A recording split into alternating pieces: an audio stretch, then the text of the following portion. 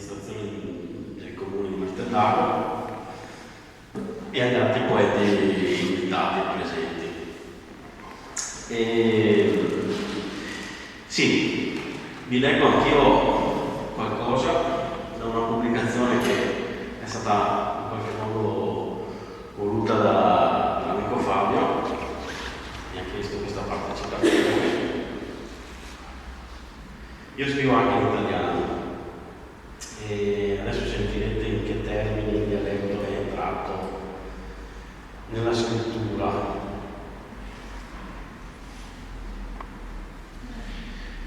È subentrato in italiano.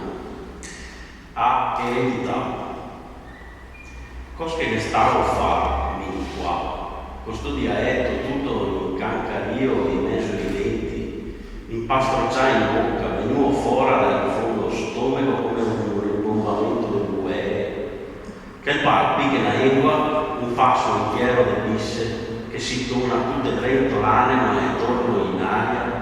Un rover se fuori da rovinarsi leci in un'aia, da chissà quanto, senza fare niente. Dove che in mezzo è sola, che se cresciui anche ai grebani, che guerza tutto quanto.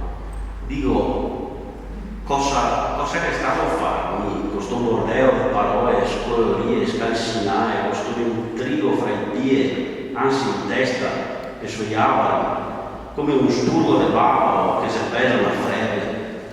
Dimmi, cosa è entro in questo fardeo carregare il passato dei miei anni?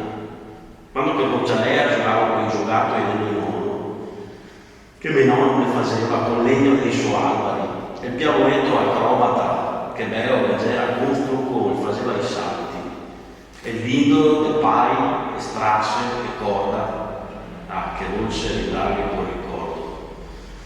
Ma a casa era buttata basso. Non che qui, con i campi diventare i giardini, fuori che lo scampo delle mamme. Sito, diretto, sito tasi, non sta a far peso di così, te prego. Non sta a andare a mandare questa questione che l'ho messo su terra. Se ne sta buono, e in dove che ti giri. Non sta venendo a fare altro male, perché è stata da lei che ti ne dà. Sa che va in cerca di qualcosa di nuovo, che sia vivo come me. Vivo destiani qua, mi come mai.